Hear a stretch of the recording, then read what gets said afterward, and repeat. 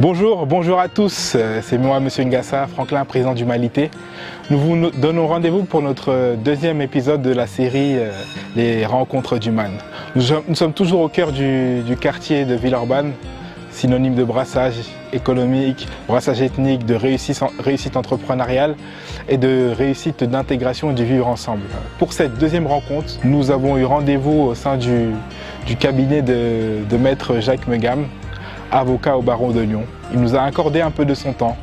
Nous avons pu échanger sur son implication au sein de la communauté afrodescendante de la région Auvergne-Rhône-Alpes et aussi, ce qui nous paraît important pour nous, son implication au sein de Malité. Donc je vous laisse découvrir cette rencontre. Merci et à tout à l'heure.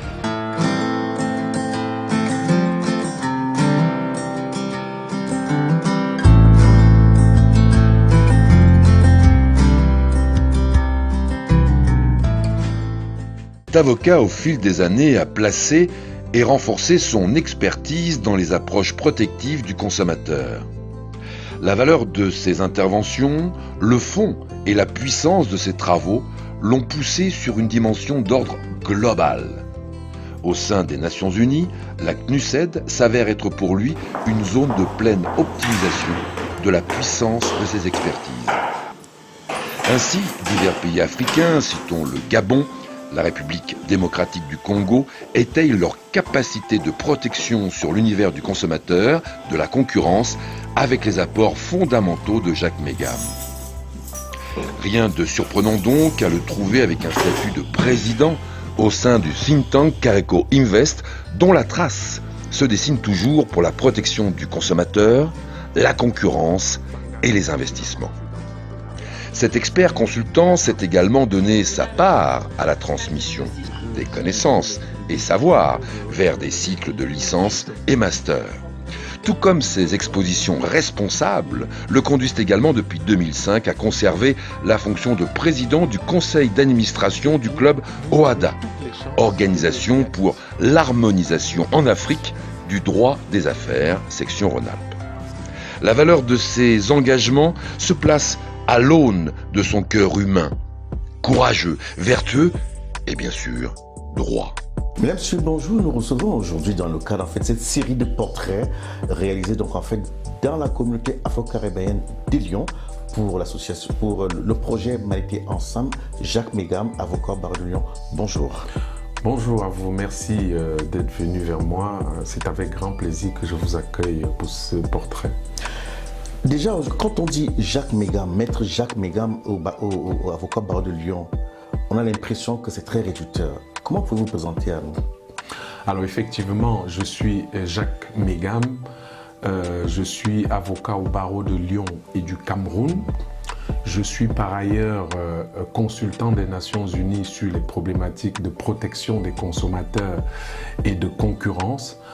Je viens aussi d'être retenu dans la liste des arbitres, n'est-ce pas, de la Cour commune de justice et d'arbitrage. Et par ailleurs, je suis aussi enseignant de la pratique du droit.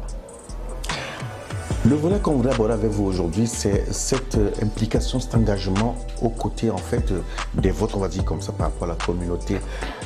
Pour comprendre un tout petit peu concrètement, qu'est-ce que vous a poussé, quelle est votre motivation par rapport à tous ces engagements que vous avez aujourd'hui, indépendamment du projet Malité Ensemble, pour lequel on travaille aujourd'hui, qu'est-ce qui vous a mené à accepter ce travail-là? Alors effectivement, il faut d'abord dire que je me félicite qu'une organisation comme Malité Ensemble ait été créée parce que cette organisation a vocation à participer, n'est-ce pas, à l'intégration des Africains par l'économique. Pourquoi? Parce que à partir du moment où vous voulez œuvrer pour une communauté, l'aspect économique est extrêmement important parce que c'est ça qui vous rend indépendant. Alors pourquoi mon engagement pour Malité Ensemble et peut-être d'autres pans de la communauté? Eh bien c'est parce que la lutte pour la dignité humaine est au cœur de ma vie.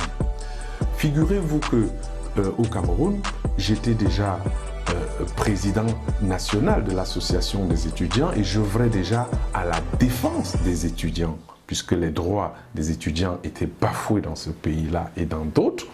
Et une fois que je suis arrivé en France, j'ai mis l'action de mon métier d'avocat au sein de la lutte pour cette dignité. Donc quand j'ai intégré le barreau, c'est tout naturellement que les opérateurs économiques d'origine africaine et toutes les personnes qui estimaient que je suis compétent pour prendre en main leur cause sont venus me voir. Il y a aussi une deuxième raison, c'est quand même l'éducation. Je pense que toute ma vie a été construite sur à la fois l'humanité, la dignité et la conscience. Dignité, pourquoi? Parce que aujourd'hui, très souvent, on a tendance à penser que les Africains sont là pour demander.